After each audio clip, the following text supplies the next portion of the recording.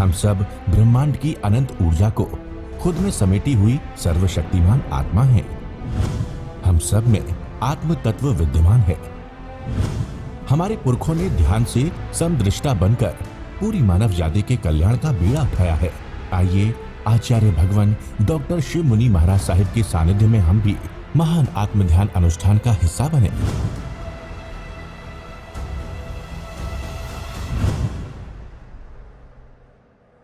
कैसे युद्ध होते थे, कैसे नारियां बिकती थी बाजार में, सारे बाजार में नारियों को बेचा जाता था। महावीर ने इस कारण, इस परिस्थितियों को ध्यान में रखते हुए नारी जाति के उतारने के लिए एक अहिंसात्मक प्रयोग किया, अपने पर लिया। ऐसा अवसर आएगा, राजा की लड़की हो, बाजार में बिकी हो, 3 दिन की भूखी हो, हथकड़ी बेड़ी लगी हो, भौरे में बंद हो, सिर मुंडाया हो, एक पाँव बाहर हो, एक पाँव अंदर हो, सूप उड़द के बाकले हो, हंसती भी हो, रोती भी हो। कितना अभिग्रह पूर्ण करने में कितने महीने लगे? 6 महीने के 2-4 दिन का में भगवान का अभिग्रह पूरा होता है। भगवान आते हैं, चले जाते हैं। चंदन बाला मुस्कुराई, फिर रोई, भगवान आए, अभिग्रह पूर्ण हुआ। उसके बाद में ना वही चंदन बाला साध्वी बनती है, भगवान के पास दीक्षा लेती है, 36,000 साध्वियों की प्रमुखा बन जाती। वो भी कर्म था, ये भी कर्म हुआ।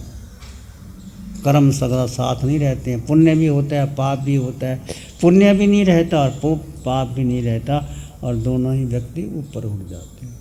तो कर्म सिद्धांत को स्वीकार करो। भगवान महावीर की वाणी, जो जो कर्म मैंने और आपने हंसते हंसते बांधे हैं, उसको हंसते हंसते निपटा दो। हंसते हंसते कर्म कैसे काटोगे? बोलो। हमें नहीं पता कर्म कौन सा आगे आने वाला है। पहले जन्म में आपने क्या किया, मैंने क्या किया, मुझे नहीं पता। पर कर्म काटोगे कैसे? जब आप स्वयं इस देह को तपाओगे। देह को, ये पिंड पर आया है, पिंड मेरा नहीं। सबसे ज़्यादा जो मोह है, जो राग है, जो ममता है, इस पिंड पर, इस देह पर है।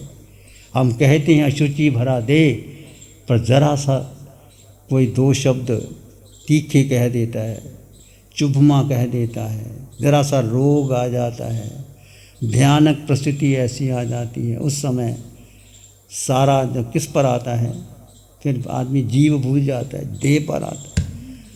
तो भगवान ने कहा, यदि आपने कर्म काटने तो पिंड पर आया जाना। ये पिंड मेरा नहीं, ये पिंड पर आया है और मैं जीवात्मा हूँ। और समय समय पर ध्यान कौशक का आधे घंटे का प्रयोग करते रहो। कौशक के द्वारा प्रयोग करते रहो। प्रयोग करते करते करते और फिर क्या होगा? कर्म कहाँ आएंगे? जो कर्म बांधे हैं इस देह ने, देह पर ही आएंगे। कारमान शरीर, आधारक शरीर पर कर्म आएंगे। और कर्म किसी रूप में भी आ सकते हैं। जैसे आप ध्यान करने बैठते हैं, अचानक आपको पाँव में खुजली हो जाती है, सिर में हो जाती है, दर्द हो जाता है, भयंकर पीड़ा हो जाती है, आपका उठने का मन करता। उस समय वो जो कर्म आए, चाहे हल्के आए चाहे भारी आए, कैसे आए, आपने जो संकल्प कर लिया कि मुझे कौशक करना है, आधे घंटा घंटा जितना, वो कर्म निकल कर के आएंगे। आप शांति में रहे तो कर्म निकल जाएंगे।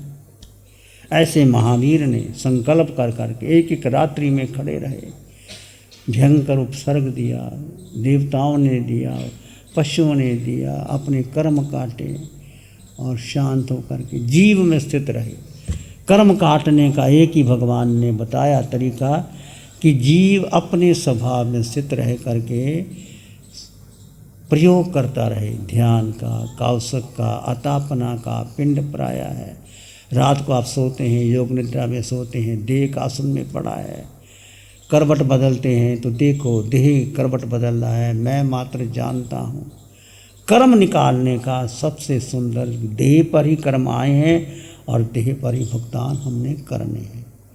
और इसी को भुगतान करते करते आप आगे बढ़। ये सुंदर विधि जो भगवान ने हम सबको क्या आवश्यक ध्यान, 12 प्रकार का तप, अनशन, भोजन छोड़ दो, 1 टाइम का भोजन, 2 टाइम का भोजन छोड़ दो, अनोदरी करो। अनोदरी भी बहुत बड़ा तप है। आपको भूख लगी है 4 चपाती की तो 3 खा लो, 2 खा लो, 1 छोड़ोगे तो जगन्य अनोदरी, 2 मध्यम, 1 खाओगे 3 छोड़ दोगे, उत्कृष्ट अनोदरी का तप मिलेगा। रस का परित्याग करना है। दूध, दही, मलाई, मक्खन, घी, रस वगैरह, ये रस का बड़ा पोषण होता है। शरीर का पोषण रस से होता है। रस का परित्याग करो। आहार, अनशन, अनोदरी, भिक्षा के द्वारा, जैसे मुनि भिक्षा लाते हैं, कभी कभी आपको लगे तो आप दया करके भिक्षा लाओ। जो भिक्षा कहाँ जाना है? एक साधु के रूप में, जो घर नहीं जानते उसमें आप भिक्षा लेके आहार करते हैं, तो उस समय आपको पता लगता है कि मुनि कैसे आहार लेते हैं और कैसे आप करते हैं। कभी आपका मन करे महीना 2 महीने में भिक्षा लेकर के आहार करो, भिक्षा जारी। रस का परित्याग, अनशन और भिक्षा, रस परित्याग। काया का कलेश करने के लिए, काया का कलेश कैसे करोगे? हमें तो कृष्ण का लुंचन करना है, पैदल चलना है, ठीक है, आप काया कलेश कैसे करोगे? काया क्लेश करने के लिए, जैसे आपको बहुत भूख लगी है, अभी भोजन नहीं करूँगा, आधे घंटे के बाद करूँगा। थोड़ा एक प्यास लगी है, बहुत प्यास लगी है, और एक बार आधे घंटे के बाद पानी पी। काया को क्लेश देना है, काया को अतापना देना है। और जैसे आपको कोई चीज़ बहुत पसंद है, आप मार्केट में गए, आपके पास बहुत पैसे हैं, पसंद है ये चीज़, मुझे ये शर्ट लेनी है, ये बूट लेने हैं, मुझे ये लेने हैं, तो आप उसको अपने लिए नहीं करते और वो गरीबों में बांट देते। आपके पास बहुत कर्म नजरा का साधन है, और आजकल तो मैंने सुना है 5,000 10,000 के जूते ही आते, घड़ियाँ आती, शर्ट आती, पता नहीं क्या क्या सामान आता है। जैसे जैसे आता है तो स्वयं का उपयोग ना करके, बहुत गरीबी है लोग, बहुत दुखी हैं लोग, उनको बांध दो, अपनी काया का उपयोग करो। कभी आपको लगे कि नहीं एसी में नहीं सोना, एसी बंद कर दो, पंखा बंद कर दो, पसीना आता आने दो, पसीना शरीर पर आएगा, किस पर आएगा? छोटी छोटी तप कर सकते हो आप।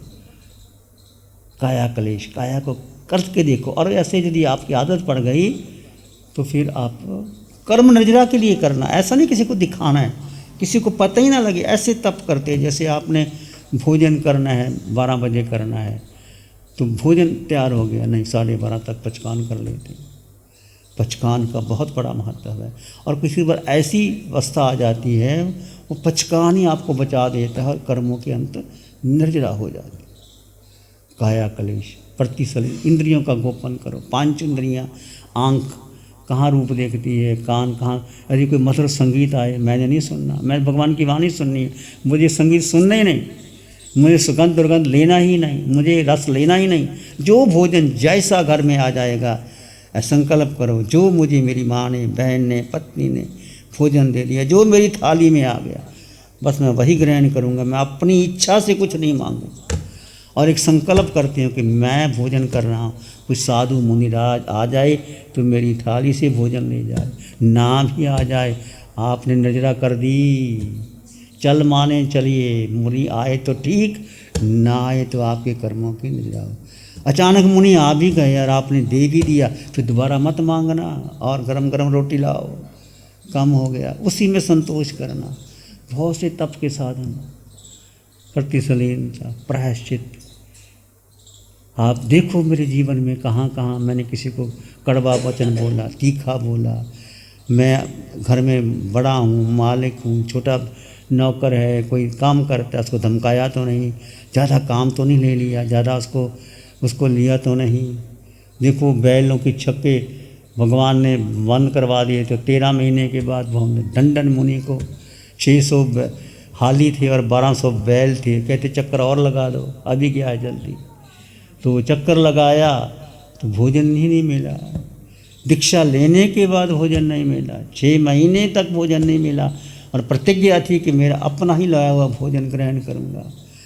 भगवान अष्टनेमी आते हैं, कृष्ण दर्शन करने जाते हैं। कृष्ण पूछते हैं भगवान से, कौन सा ऐसा मुनि है? दंडन मुनि सबसे उत्कृष्ट का संगत है। उन दर्शन करने गया। दर्शन करने गया तो कंदोई था, उन्होंने देखा कृष्ण महाराज वंदना करते हैं। मुनि ने पूछा कि आप मुझे आहार कैसे दे रहे हैं? क्या तुम मेरे गुरु को जानते हो, मेरे घर के माता पिता को जानते हो? मैं तो किसी को नहीं जानता, मैं तो आप तपस्वी मुनि हूँ, इसलिए मैंने आहार दे दिया। लड्डू बेराए, लड्डू लेके भगवान के पास आ गया दंडन मुनि। प्रभु कि मुझे भिक्षा मिली है। भगवान तो भगवान थे, भगवान ने तो नहीं कहा तो ले लो, हमारे जैसे कहते तो खा लो। भगवान ने कहा नहीं नंदन मुनि, ये लब्धि तुम्हारी नहीं, ये तो कृष्ण की लब्धि से तुम्हें लड्डू मिले हैं। कृष्ण ने तुम्हें वंदना की और लड्डू उसने दिए। अच्छा मुझे मिले हैं। 6 महीने तक भोजन ना मिले और शरीर क्रश हो जाए। और फिर पूछा प्रभु क्या कारण? तो प्रभु ने बताया कि जब तुम पहले किसान, पराशर किसान थे, 600 हल और 1200 बैल थे और वो भूखे थे, दोपहर का मौसम था, वो भोजन करना चाहते थे, तुमने कहा नहीं अभी नहीं, अभी और चक्कर लगाओ। वो क्या करते? तुम्हारा आज्ञा मान नहीं। 1200 बैल और 600 वो हल वाले, वो अंतराय पड़ा, वो अंतराय के तुम्हें आहार नहीं मिला। अच्छा प्रभु सत्य है, लड्डू मिल गए। प्रासक जगह जा कर के लड्डुओं को चूरता है कि मेरा नहीं है, ये उसका है। चूरते चूरते उत्कृष्ट भाव आते, केवल ज्ञान हो जाता है। ऐसे है कर्म कैसे काटने पड़ते हैं भाई, बड़ा कठिन है कर्म बांधना और कर्मों को भोगना। हमारा किया हुआ कर्म कड़ान कम्मा न मोक्षति, जो कर्म मैंने और आपने किए हैं, जब तीर्थंकर भगवान नहीं बच सकते, मैं और आप कैसे बच सकते? कर्म सिद्धांत को मानो, भेद विज्ञान की साधना करो, जड़ जीव का भेद करते हुए आत्मा को प्रमुख मानो और देह को क्या खाल समझो। देह मेरी है ही नहीं। जितना देह का मोह तोड़ोगे उतना आप आगे बढ़ जाओगे। आंखें बंद, मन वचन काया शांत, शरीर शांत, विचार शांत, सृष्टि शांत, वातावरण शांत, हर दिशा हर किनारा शांत शांत शांत। सिर के सिरे से पांव के अंगूठे तक अपने भीतर शुद्ध चेतना का एहसास कीजिए। तुम केवल केवल केवल आत्मा हो। जड़ और जीव का भेद कर दीजिए, आकार और निराकार का भेद कर दीजिए। 2 तत्व जुदा जुदा हैं।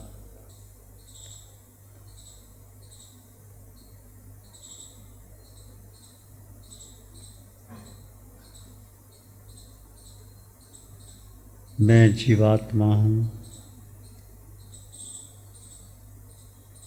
मैं अष्ट गुणों से युक्त हूँ, मैं स्वयं में संपन्न परिपूर्ण हूँ।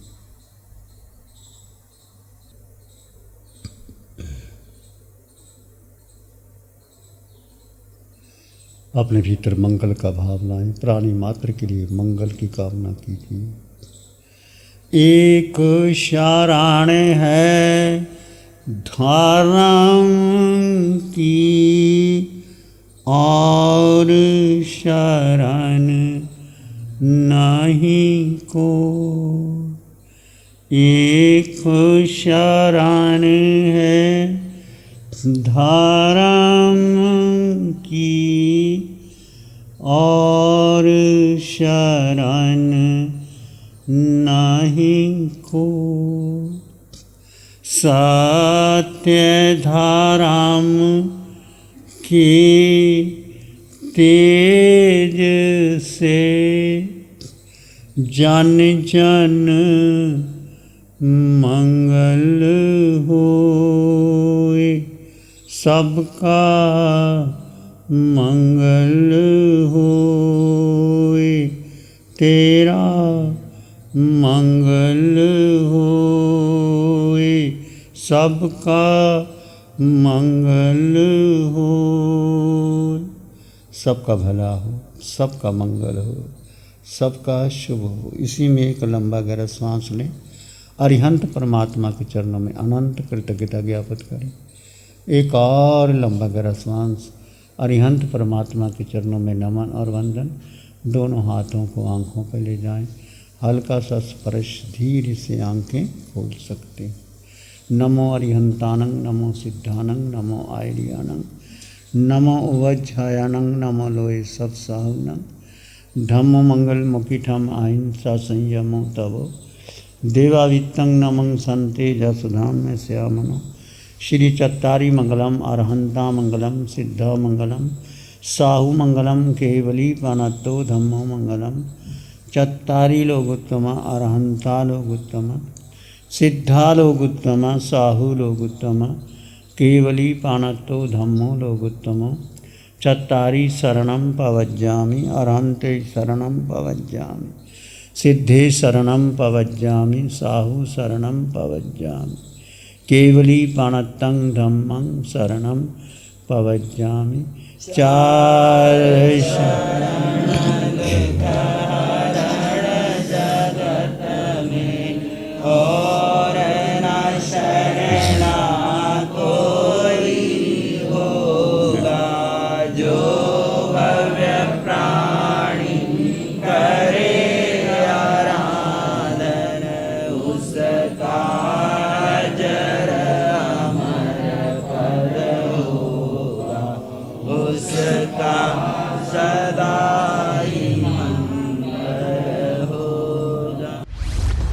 लग्जरी, कंफर्ट, शानदार view, park inn by Radisson hotel.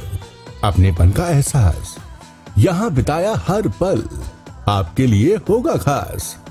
यहाँ के अमेजिंग रूम्स, बैंक्वेट हॉल, तमाम प्रकार के प्योर वेज जैन फूड, जिंदा दिल लोगों के खूबसूरत शहर सूरत में रेडिसन ग्रुप की स्टार रेटेड लग्जूरियस होटलों में सबसे अग्रणी है park inn by Radisson hotel.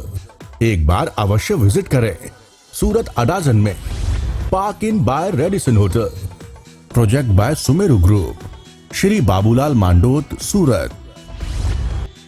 गुरु हमको ऐसी कृपा दृष्टि दे।